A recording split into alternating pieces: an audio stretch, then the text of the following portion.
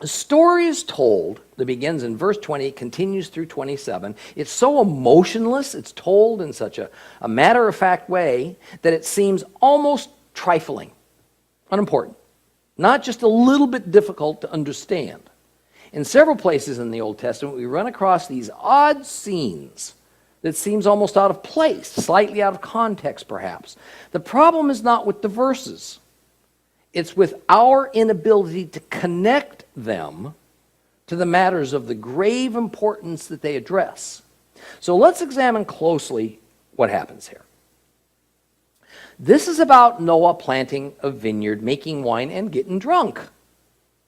Then crawling inside his tent, falling asleep, naked as a jaybird.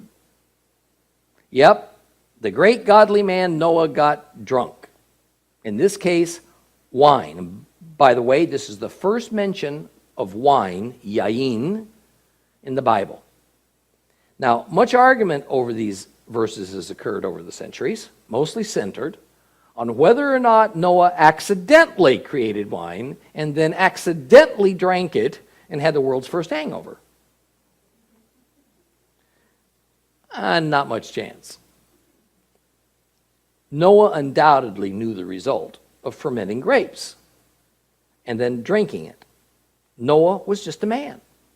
He had flaws, and the beauty of our Holy Scriptures is that they don't sanitize human beings, make us, perfect and infallible, like all the false religions tend to do with their leaders and founders.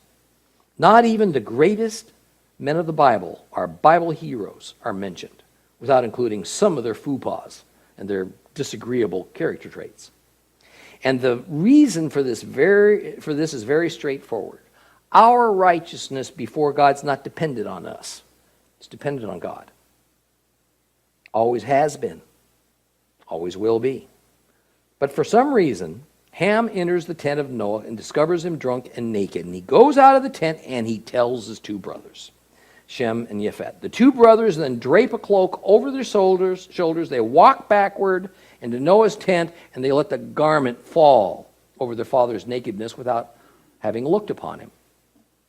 When Noah wakes up, he's offended. He's angry. He takes his wrath out, not so much on Ham, but on Ham's son Canaan. He pronounces a curse upon Canaan. Yet, there's more to what's going on here than only a curse on at least one member of Ham's line. There are also some blessings pronounced upon Shem and upon Japheth. Now, before we discuss those blessings, the logical question here is, what was Noah so upset about?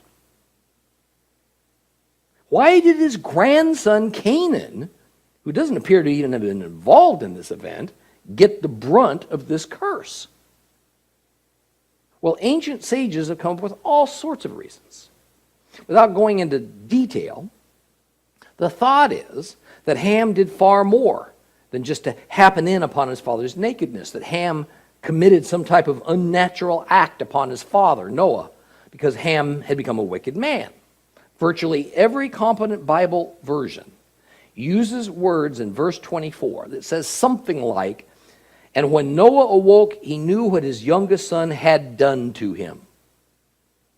Yet, although I used to think so, I no longer accept that Ham did any more to his father than see him naked and then run out and report what he saw to his brothers.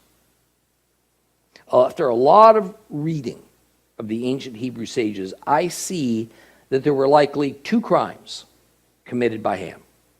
First was the crime of shaming his father.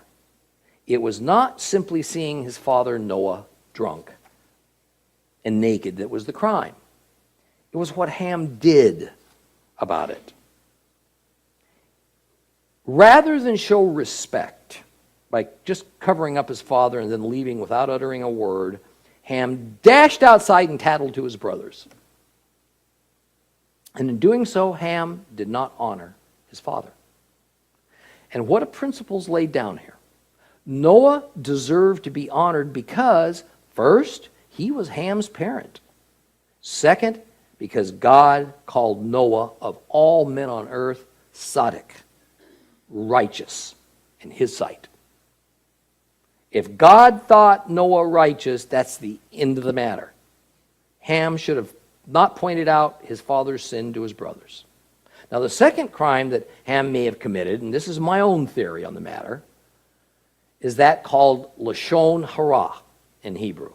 Lashon hara means to speak evil of someone, usually in the form of gossip or slander.